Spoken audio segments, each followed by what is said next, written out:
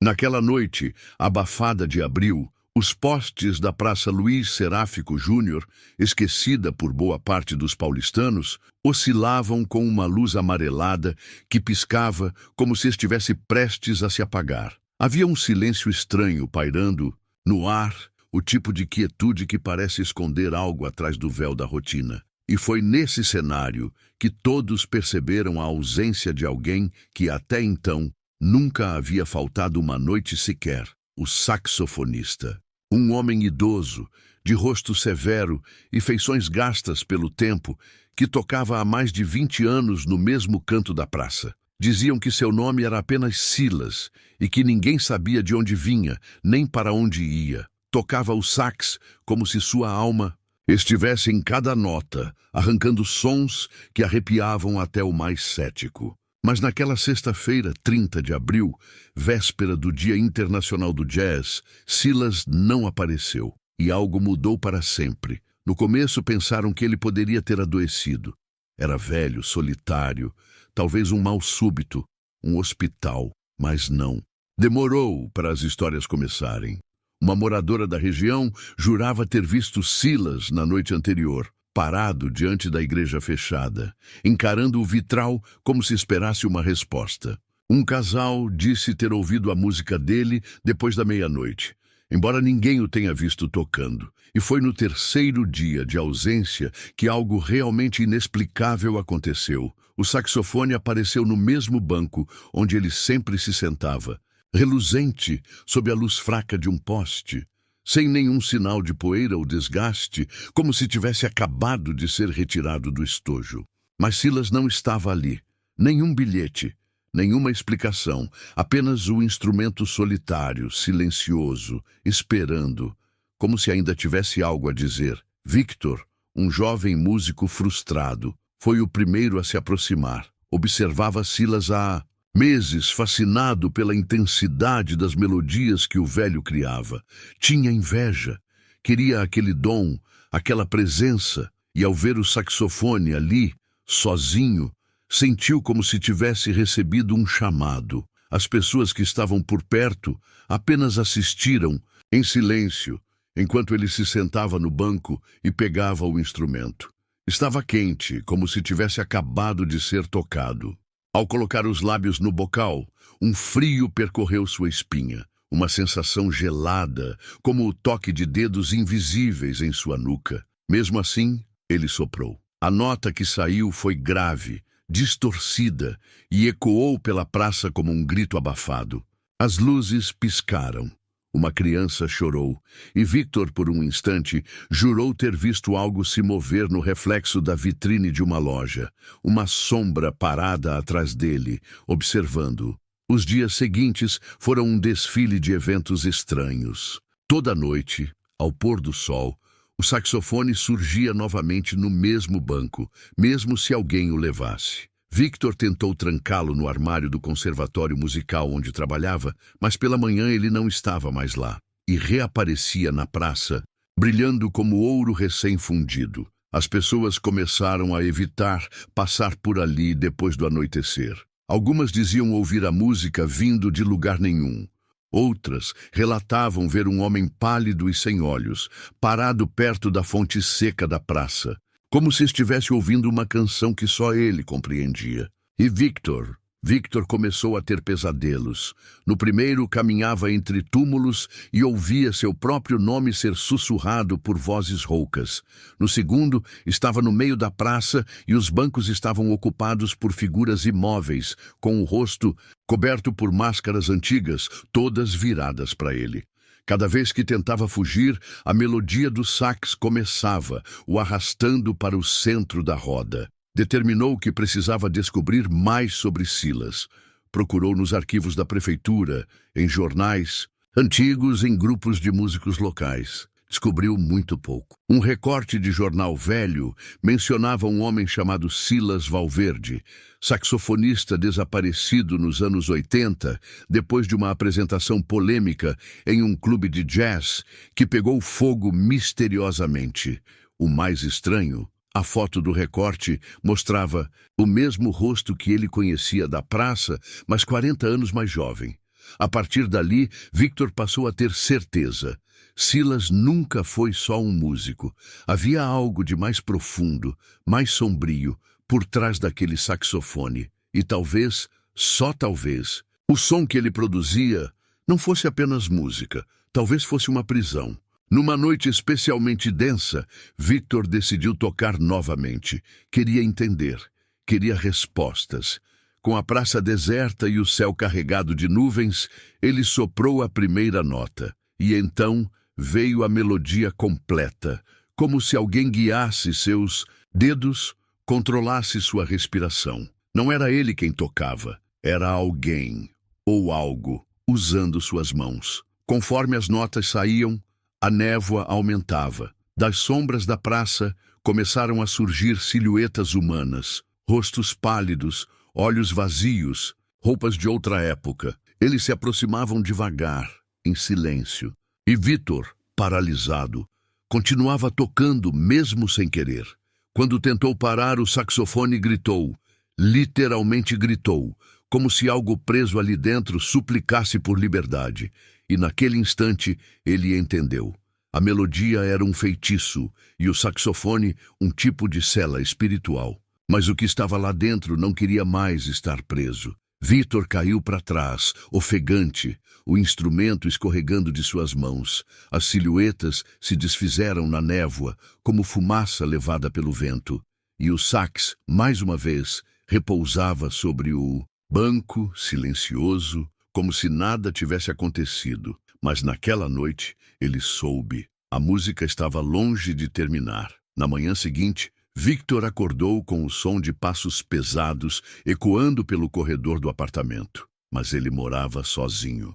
Levantou devagar, com a sensação de que algo estava errado desde o instante em que abrira os olhos. O relógio marcava 4h44 e a cidade, normalmente viva com o ruído dos carros e buzinas, parecia mergulhada em um silêncio denso, sufocante. Seus pulmões ardiam, como se tivesse passado horas tocando o sax sem parar. E em sua mão direita, a marca de um corte fino e curvo, exatamente onde o metal do instrumento havia queimado sua pele durante a noite anterior.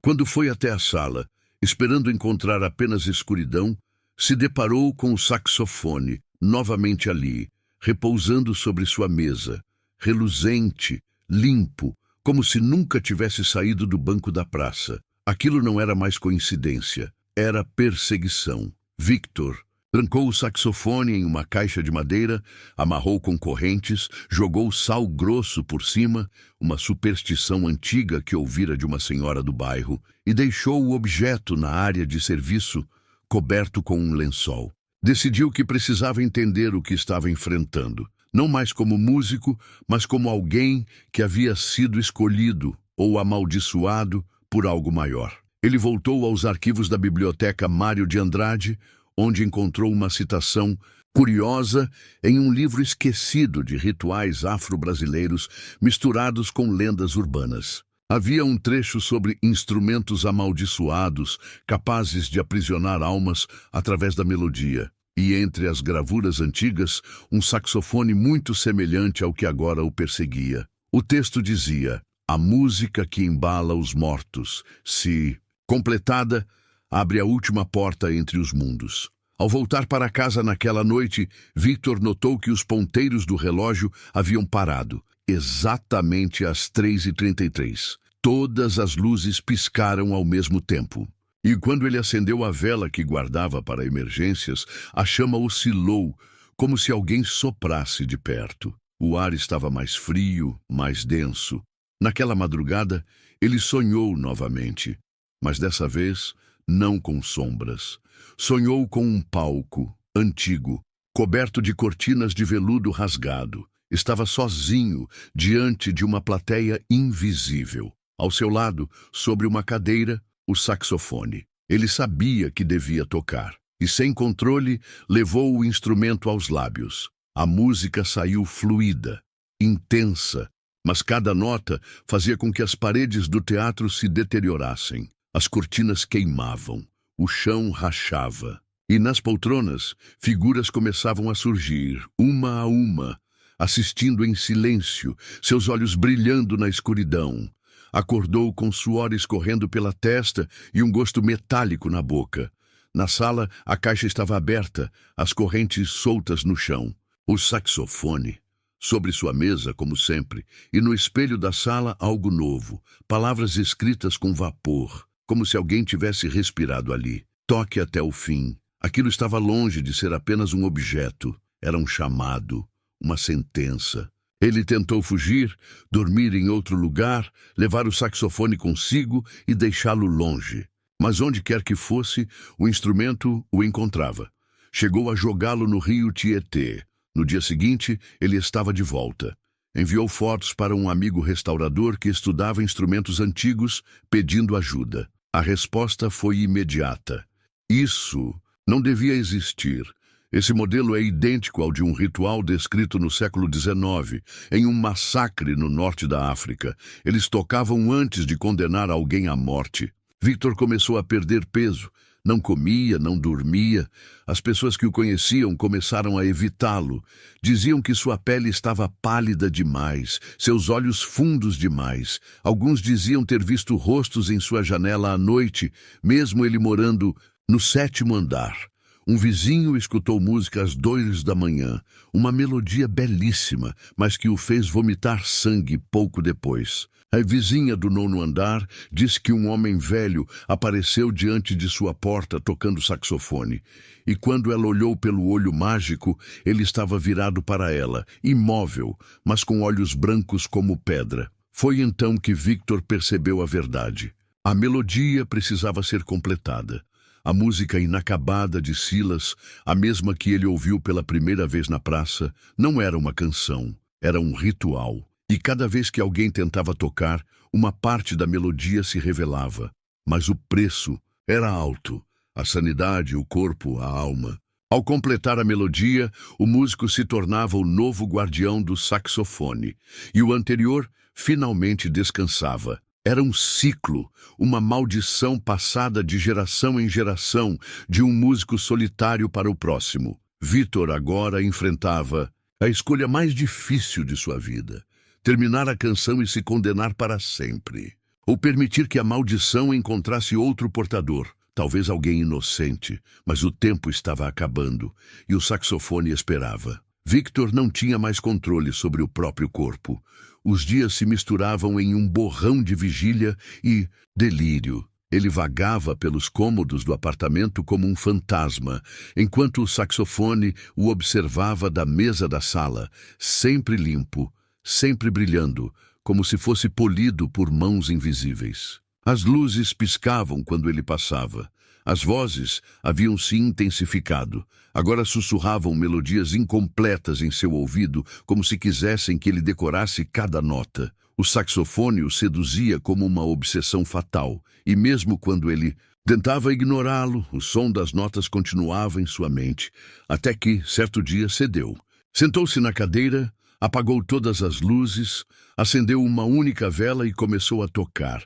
A música saiu suave no início, quase tímida, mas cada nota parecia puxar algo de dentro dele, como se sua alma estivesse sendo desenrolada por meio do sopro. A canção era familiar. Sim, ele já a ouvira antes, mas agora ela estava completa. O lamento final de Silas ganhava forma através de seus dedos. As paredes da sala vibravam com cada acorde, e a chama da vela tremia em sincronia com o som. Do chão, uma névoa rastejante começou a subir. Do espelho, sombras observavam em silêncio. O ar se tornou tão pesado que ele mal conseguia respirar, mas Victor continuou. Estava perto do fim. Uma última nota, um último suspiro. E então, silêncio. A vela apagou sozinha. O saxofone caiu de suas mãos como se tivesse perdido o peso do mundo. Victor ficou ali, parado, o rosto molhado de suor e lágrimas. Sentia-se mais leve, como se algo tivesse sido arrancado de seu peito. Mas a sala estava diferente, gelada, e as paredes cobertas de uma espécie de limo escuro. O relógio marcava 3:03. Quando tentou se levantar, seus joelhos falharam. Algo estava errado. Ele caminhou até o espelho e parou. O reflexo não era ele. O homem no espelho usava as mesmas roupas, mas o olhar era vazio. A pele parecia de mármore, e o sorriso era idêntico ao que vira nos olhos do velho saxofonista na praça. O mesmo sorriso de alguém que havia perdido tudo, exceto a melodia. O telefone tocou, interrompendo o transe. Victor atendeu sem pensar. Do outro lado, a voz do restaurador. Mas algo estava diferente. Victor, eu pesquisei mais. Aquela música, que você descreveu, ela não pertence a este mundo. É um ritual, sim, mas não só de morte. É um selo, um feitiço antigo para manter algo preso. Victor não respondeu. Apenas olhou para o saxofone, que agora jazia no chão, rachado. Ele havia quebrado o selo. Nos dias seguintes, notícias começaram a circular por São Paulo. Sons inexplicáveis durante a madrugada, pessoas desaparecendo após ouvirem música nas escadarias da Estação da Luz. Um vídeo viralizou. Um morador filmou uma figura magra, encurvada, tocando saxofone sob a neblina às 3 da manhã. Os comentários falavam de olhos brancos, de notas que causavam desmaios, de uma presença que gelava a alma. Victor, por sua vez, desapareceu. O apartamento foi encontrado vazio, com as paredes cobertas por símbolos desenhados à mão, todos espelhados, como se feitos por alguém olhando de dentro para fora. Mas isso não foi o fim. Uma nova melodia começou a circular entre músicos de rua. Um jovem violinista a tocou na Sé, afirmando tê-la ouvido em um sonho. Um flautista, em Pinheiros, disse que era como se a música viesse debaixo da terra. Todos repetiam o mesmo trecho, incompleto, e assim como Victor estavam sendo levados, um a um. A maldição agora era semente espalhada pelo som, esperando um novo guardião para completar novamente a canção. Victor não quebrou a maldição, ele a multiplicou. E em uma noite qualquer, ao virar uma esquina em São Paulo, se você ouvir o som de um saxofone solitário, tocando uma melodia que parece antiga demais para ser deste tempo, corra, não olhe para trás, porque quem ouve ou toca jamais volta a ser o mesmo. Se você gostou dessa história e quer mais relatos sombrios, não esqueça de deixar o like e se inscrever no canal O Lugubre. Ative as notificações para não perder nenhum mistério assustador. Comente aqui embaixo o que achou dessa história e quais temas você quer ver nos próximos vídeos. Confira os links na descrição para conteúdos exclusivos, recomendações e muito mais. Nos vemos no próximo relato, se você tiver coragem.